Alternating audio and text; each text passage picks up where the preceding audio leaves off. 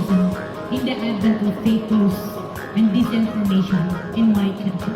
We need to work it out. We need to prove that we are the voice of the people. We are the media. We are the facilitators.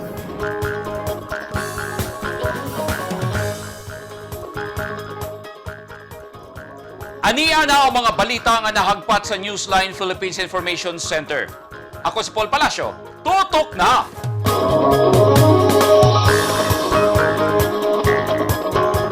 Sa mga headlines, COMELEC nagpasidaan sa mga kandidato nga sundon ang Fair Election Act aron dili masilutan, hilabi na sa pagtaod og poster.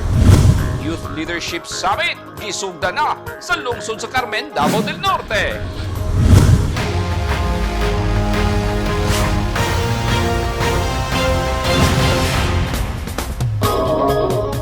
Sa detalye sa ato mga balita, bisan wala pa magsugod ang opisyal nga campaign period alang sa mga lokal nga kandidato, naghitak na sa nagkadayang lugar ang mga campaign material sa mga politiko. Bisan wala pa'y pulong nga vote, nagkatag na sa mga kalsada ang mga naong o mga campaign slogans sa pipila ka mga lokal nga kandidato. Unsa may himuon niini sa COMELEC, doon na may balaod nga nakalapas ang mga politiko? Sayron ta sa report ni Eugene Hinutan. Nang hitak na ang mga campaign materials bisan wala pa nagsugod ang opisyal nga campaign period alang sa mga lokal nga kandidato ug kini atong makita sa tibok Pilipinas. Kung atong basihan ang Republic Act 9006 con Fair Elections Act, hugot nga ginadili ang pagbutang og mga campaign materials sa mga lugar nga wala gitudlo sa Commission on Elections isip Common Poster Area. Base sa COMELEC Resolution 10703, ang COMELEC ang muhatag sa lugar kung diin ipamutang ang mga election campaign materials aron patas ug angay ang pwesto sa mga kandidato.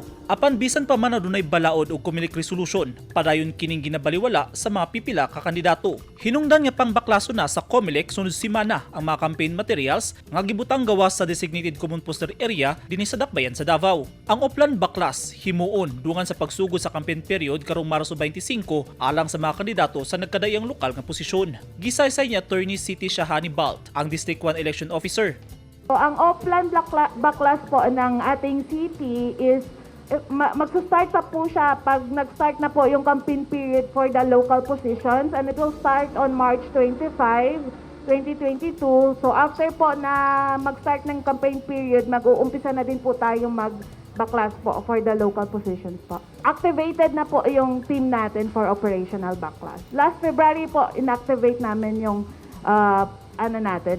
team natin. Ang team baklas sa COMELEC gilangkuban sa mga miyembro sa kapulisan, mga representante sa Department of Environment and Natural Resources, Department of Public Works and Highways ug mga empleyado sa komisyon.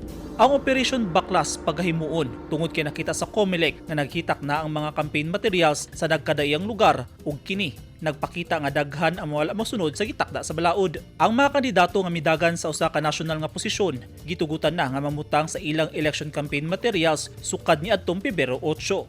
Samtang padayon sab ang training alang sa mga miyembro sa Electoral Board alang sa May 9 elections. Saysay ni Attorney City Shahani, usa ka briefing usab ang ilang gipagahimuon alang sa mga supervisors sa Department of Education. Ug giklaro ni Attorney City Shahani nga ang tanan pwede makaboto apan kinahanglan sutaon ang temperature sa tanang tawo nga mosulod sa presinto. Wala po sa guidelines namin na hindi po kayo papaboto pag hindi kayo vaccinated. Actually po, pag meron din po kaming bagong ngayon na yung mga botante po natin na upon checking po ng temperature nila, lumagpas po sila ng 37.5, makaka-vote pa rin po sila, pero mayroon po kaming designated polling place po para sa kanila. So we will not deprive the voters sa kanilang right to vote po. Giauhag sab sa COMELEC ang mga kandidato nga mosanong sa mga pulisiya ug balaod kabahin sa Common Poster Area aron dili masayang ang ilang gasto sa ilang campaign materials nga baklason ra gihapon kun dili sila mosunod sa balaod. Eugene Hinutan, Newsline Philippines. Stay safe. Hapit usa ka gatos ka mga youth leaders gikan sa lain-laing barangay sa lungsod sa Carmen, Davao del Norte ang misalmot sa Youth Leadership Summit nga gisugdan karong adlaw. Ang summit maghatag og giya sa mga batan-on nga mamahimong ehemplong lider sa umaabot nga panahon. Ani ang report ni Norin Michelle Igonia. Upat ka adlaw ang Youth Leadership Summit nga gipahigayon sa gym sa lungsod sa Carmen, Davao del Norte. Gitambungan kini sa 96 ka mga selected youth leaders sa 20 ka mga barangay sa lungsod. Tumong niini nga mahatagan ang mga batanon og eksaktong impormasyon sa programa sa gobyerno ug magiyahan sa mga paagi nga mamahimong epektibong leader. They have their idealism. Kala nila yung kung ano ang naituro sa school, yun talaga ang makita nila sa labas. So they have to stand by it na they can be good leaders in the future. And they can be model to our young children. And not only that, pwede rin magiging model sila sa ating mga nakakatanda sa kanila. So, I am going to say it again na the legacy that I should be leaving to these people, to these young people is they're being responsible, they're being honest, and they're being brave enough to face whatever trials they're going to face. Aminado si Yuniriza Sato, ang SK President sa Carmen, nga dali ra mahaylo ang mga batanon sa mga daotang bisyo ug ma-brainwash aron supako ng gobyerno. To give inputs to our young individuals na aware sila on how our government works kay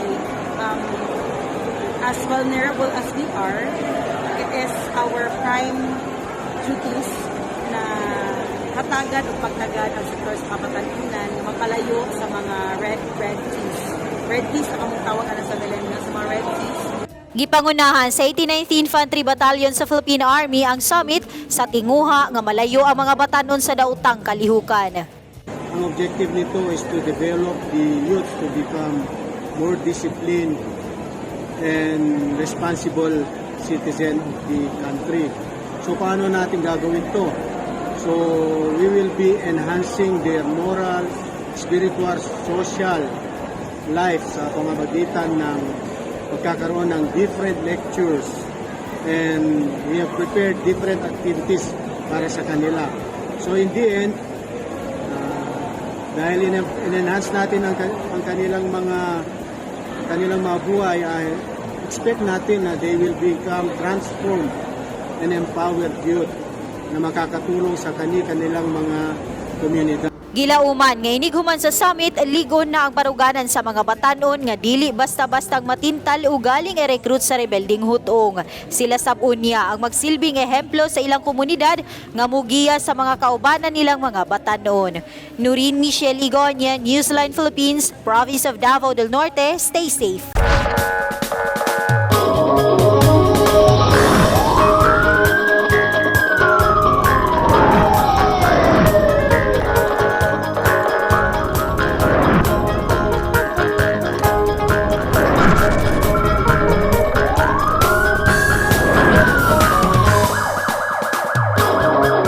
Nagmalampuson ang gihimong anti-illegal drug operation sa mga pulis sa SASA, 1105th Maneuver Company, RMFB 11 ug Davao City Maritime Police dihang ilang nadakpan ang usa ka construction worker kaganihang kaadlawon Marso 17, 2022. Giila sa mga pulis ang dinakpan nga si Aris Oli Obat, 18 anyos, residente sa Zone 4, Kilometer 11 sa ning syudad. Gisikop ang suspect dihang gibaligyaan og usa ka sachet nga naisulod sa gituang shabu. Ang pusher buyer nga pulis, 500 pesos ka kantidad sa shabu ang nakuha sa posesyon sa suspect nga napriso na karon sa SASA Police Station. At tangi! Ritual sa tribong Higawnon sa CDO gihimo sa mga suba aron malikay gikan sa kalamidad ang katawhan o kinaiyahan. O museum sa Tagum City gipasigarbo sa mga empleyado sa gobyerno.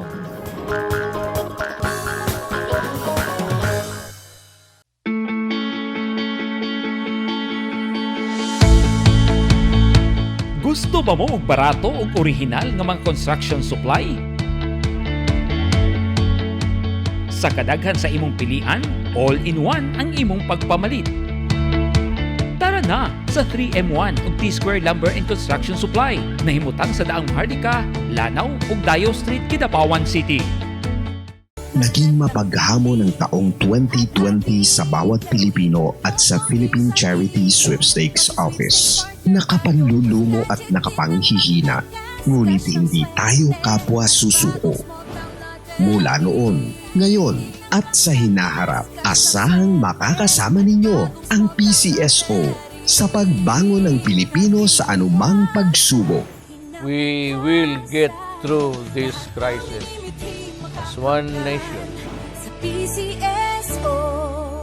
Ang mga taong dunay mga ginahambin nga mga grabing mga balatian o comorbidity, hilabi na ang mga senior citizen, sila ang mas delikado nga maigo sa coronavirus disease COVID-19. Busa dubling pag-amping ang himuon og tambali ang mga ginahambin nga mga sakit. Ang pagtumar sa Bilonga Gold Herbal Capsule is a food supplement makatabang aron mapunggan nga musamot ang mga balatian. Turmeric uluyang dilaw ang nagunang sagol sa Bilonga Gold. Gisagulan og sodium ascorbate o vitamin C aron mas mulig-on ang immune system. Ang Bilonga Gold Herbal Capsule mapalit sa mga butika.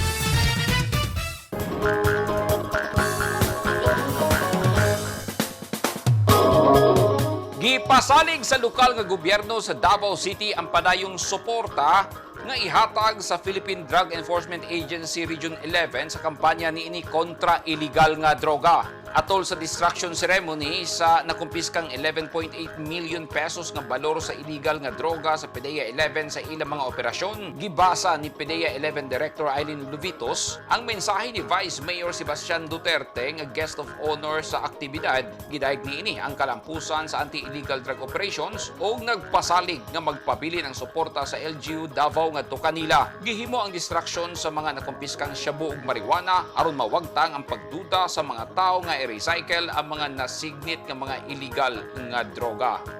Your relentless campaign and programs against illegal drugs have made a significant impact on the peace and security situation in the region.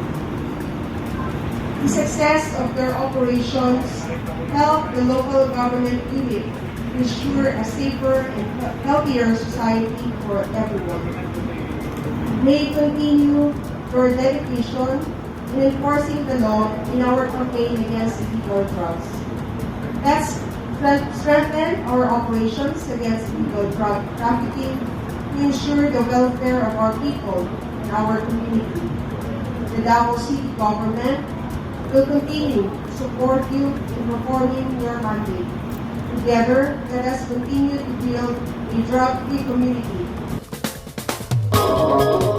Ang aksidente sa kadalanan malikayan kung ang motorista labi na ang mga driver mag-igmat sa kalsada ug labaw sa tanan, mahibalo kung saon pagmintinar sa sakyanan. Base sa datos sa Traffic Enforcement Unit sa Davao City Police Office, miubos ang ihap sa mga aksidente sa kadalanan dinhi sa syudad. Nganong miubos sayron ta sa report ni Eugene Hinutan. Base sa opisyal nga talaan sa Traffic Enforcement Unit sa Davao City Police Office, miubos ang ihap sa mga aksidente o mga disgrasya sa kadalanan dinhi sa Davao City. Sa akong pag-interview kang Police Major Dexter Domingo, ang acting chief sa TEU, 12% ang giubos sa road accidents atol sa first quarter ning tuiga kung itandi sa parehong higayon niadtong milabayng tuig. Sa ilang record, ani ang mga aksidente nga ilang nakita.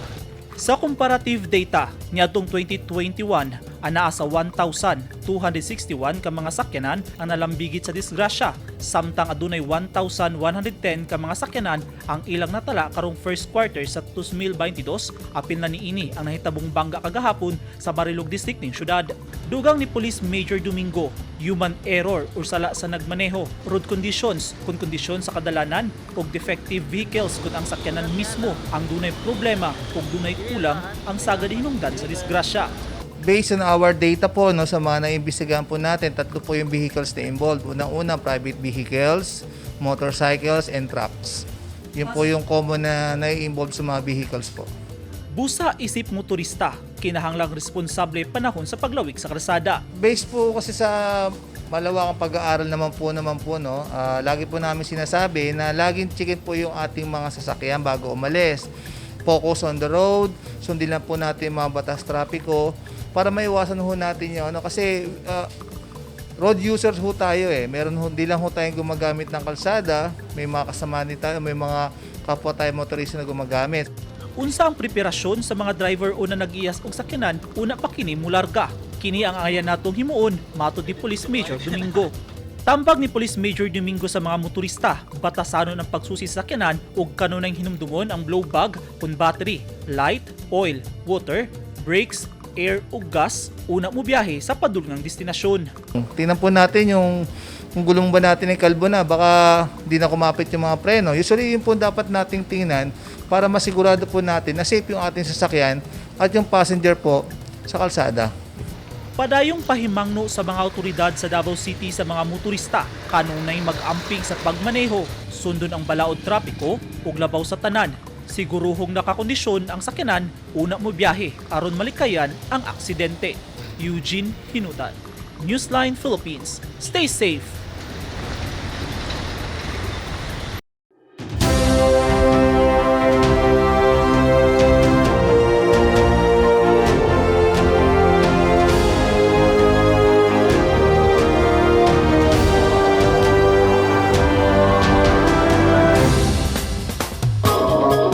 This portion is brought to you by Toyota. This portion is brought to you by Rizal Memorial Colleges. Nagpahinungod og usa ka ritual ang tribong Higawnon sa Ugyaban River sa Barangay Dansulihon ug Ipunan River sa Barangay Tuburan sa Cagayan de Oro City. Ang ritual gitawag og pamulalakaw aron mapanalipdan gikan sa kadalagman ang katawhan ug kinaiyahan. Kini na ang ikasyam ka tuig nga gipasiugdahan sa Indigenous Peoples Sector sa City Social Welfare and Development Office ang aktibidad. Gipanguluhan ni Fidel Bisoy kun untong ang ritual diin gihalad sa mga higawno ng usa ka baboy ug mga manok agig pangamuyo sa espiritu sa suba. Gitambungan sab kini sa convener sa City Tribal Council, CSWD-IP section, focal person, mga dato gikan sa barangay Bayanga, Pigsaan, Tumpagon ug Taglimaw. Mga tribal council ingon man council sa Tuburan ug mga representante gikan sa Columban Missionaries of the Philippines.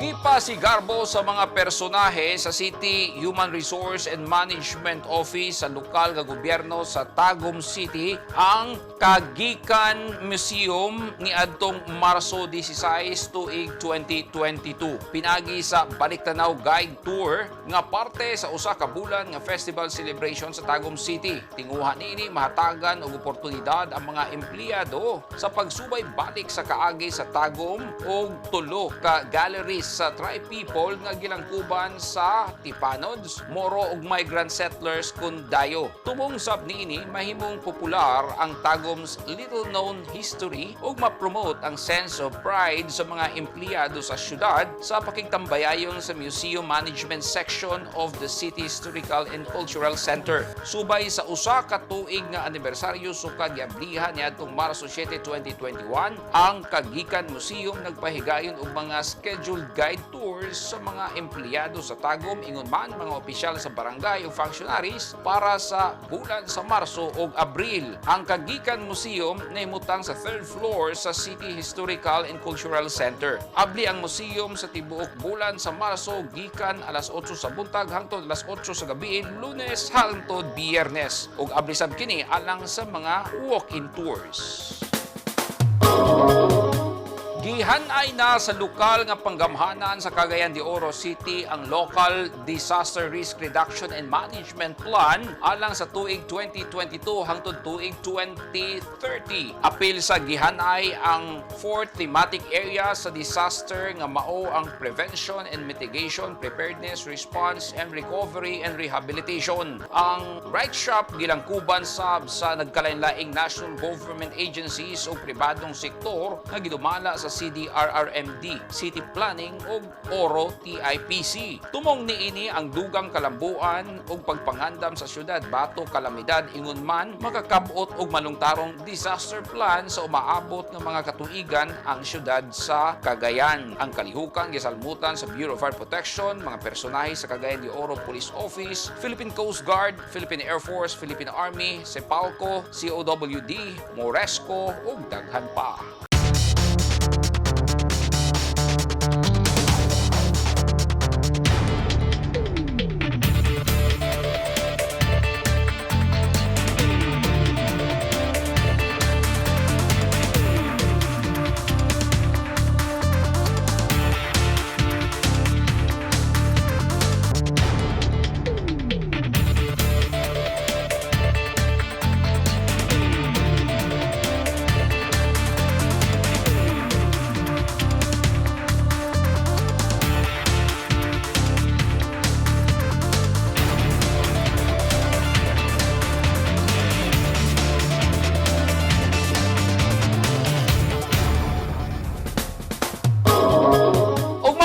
ang naghingpit sa mga balita nga nahagpat sa Newsline Philippines Information Center.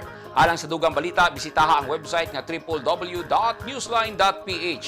Sa Facebook page, Instagram, newsline.ph. ug sa Twitter, newsline.ph. Kung aduna ba yung mga balita o impormasyon sa inyong tagsa-tagsa ka mga lugar sama sa sunog ug baha, mamahimo ka na ninyong i-share pinagi sa Newsline Messenger. Makita sa bininyo sa Channel 49 ug Channel 50 sa NCTV and Cable TV sa North Cotabato. O mo subscribe kita sa YouTube channel sa Newsline Philippines ug syempre sa app nga TikTok. Ako si Paul Palacio. Daghang salamat and stay safe!